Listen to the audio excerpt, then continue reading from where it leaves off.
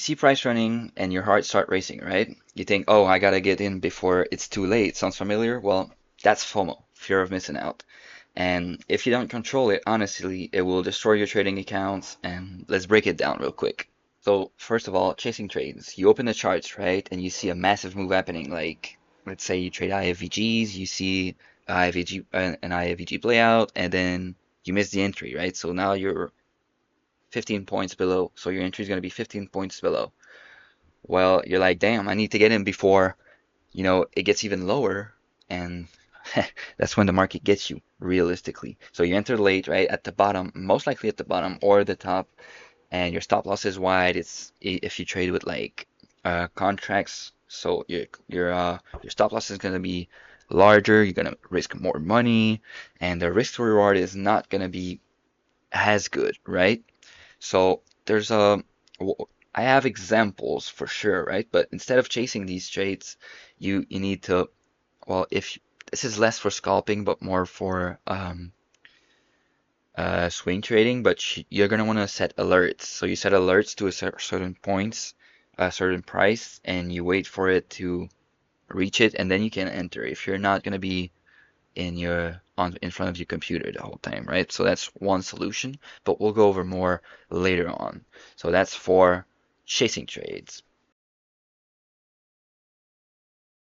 Okay, so we got this bullish fair value gap one right here. Let's see if we can find a FOMO example right here. 89. Okay. Yeah. Okay. Let's try to see. Now you see the candle is already big as hell, right? So let's say candle isn't closed right now, but you feel like you're gonna pump. I'm in. I'm just in, right? Stop loss. Realistically, this might hit, but would be a bad trade. So you FOMO'd in, right? Candle didn't close above. Candle didn't close above. You FOMO'd in. What's gonna happen? We'll see. But realistically, you might be cooked right here because you FOMO'd in.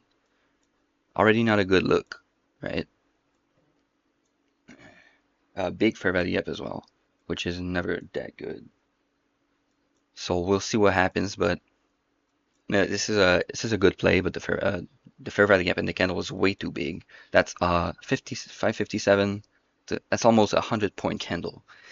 The move is already the move's already has already played out by now. 100-point candle approximately.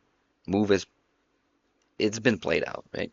This might, you know, other than market sentiment right now and big fair value gap and big candle, this is not a bad play.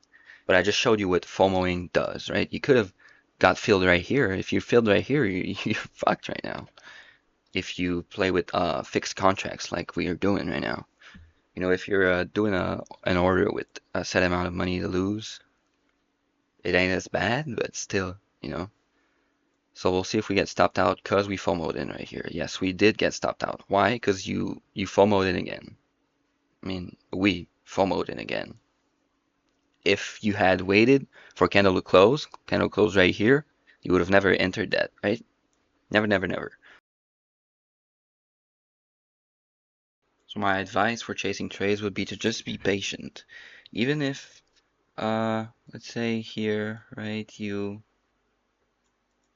miss this play right here because you didn't chase.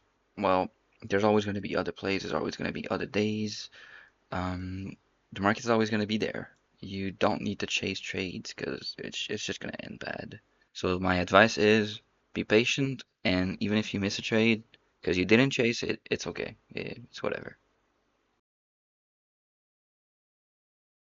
So for number two, right? Not accepting that market always has opportunity. That's the biggest FOMO mistake, honestly. You're gonna get in the chart and you're like, oh my God, this is so good, but it doesn't respect my plan. But maybe there's not gonna be anything else to make money off of. But remember, this doesn't follow your plan.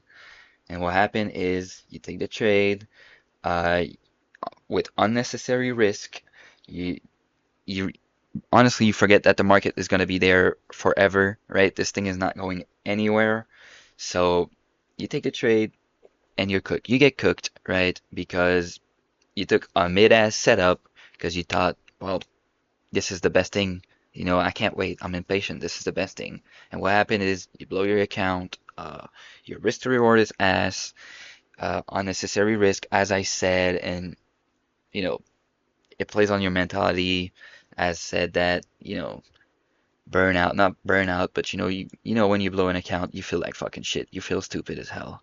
So, if you've blown an account before, you know what I'm talking about. Honestly. So, okay, I just got in the chart. I think we're gonna reverse here. Let me buy real quick.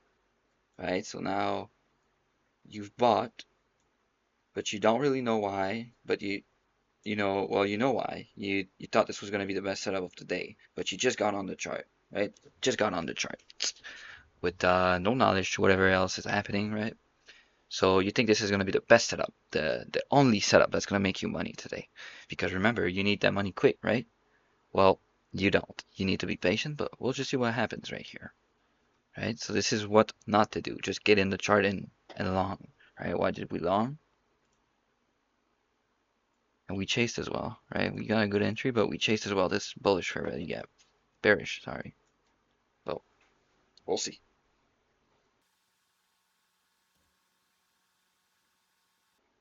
So you just got stopped out because you really thought this was going to be the best setup. Best setup, but it wasn't. It wasn't. You were not patient, and it ended in a loss. And honestly, why would you trade this, right? If you just zoom out on the 1 minute, why would you trade this right here, right? Same for here. You wouldn't trade this right here. So this is why you need to be patient, and you need to get that in your head that the market's always going to be there. It's always going to be there. There's always going to be opportunity, So be patient. So my advice for thinking that this is going to be the best trade of the day, right? Um, it's going to be look at the bigger picture. You need to look at the bigger picture. So if we look at Bitcoin, right? Realistically, what I would like is this to be taken for us to pump, right? But I don't trade Bitcoin once again. And we also have this external range liquidity right here, which is a good, in my opinion, I think it's going there as well. But right now, what I'm thinking is if we're not going to take this, right, we're in this fair value gap, like you could call this a fair value gap right here, right? And we're respecting it a lot.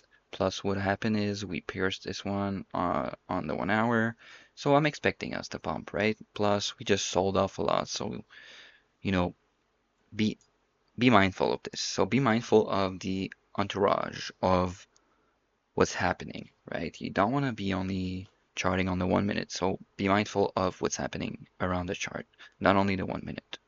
So for three, holding a trade for too long, I mean, that's pretty self-explanatory, right? So, uh, well, I actually have an example for that, but let's say you enter at 165, your 165, your actual TP is at 180, but that's only like 600, not only, but only $600.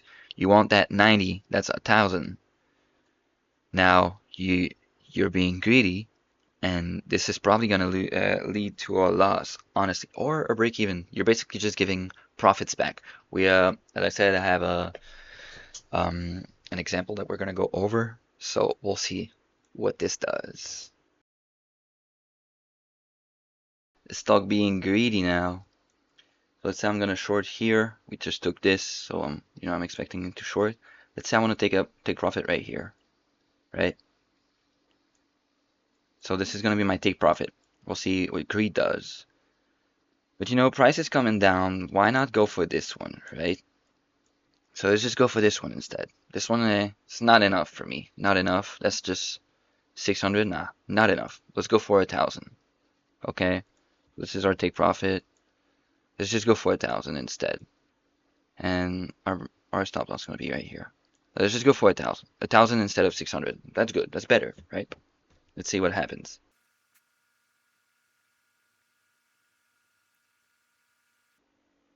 Okay, let's say TP is hit now. Let's say it's hit. Yeah. Okay, we got an SMT. Let's say TP is hit right now. We just got an SMT from here on ES as well. We could have had 600 right now. We could be up 600, right? But we decide to, nah, that's not enough. I want $1,000. So I move my take profit further down because I want that $1,000, right? Four digits looks better, way better than 3 digits, right?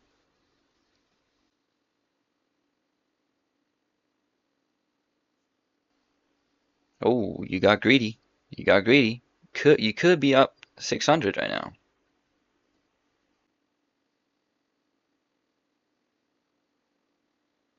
Damn, bro, that sucks, right? You got greedy.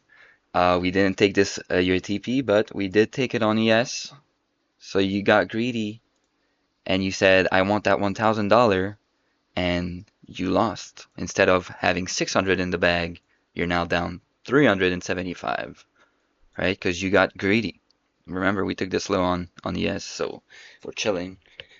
We didn't take it on NQ, but you gotta look for your SMTs. So got greedy, lost it all. Instead, you could be up 675, but now you're down 375.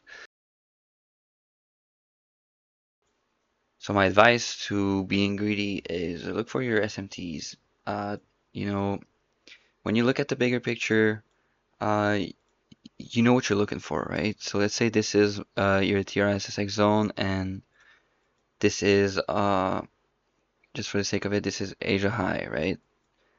You're gonna wanna look for a bounce here and have your final TP right here. Even if it's 850, you're not gonna go for 1,000 here.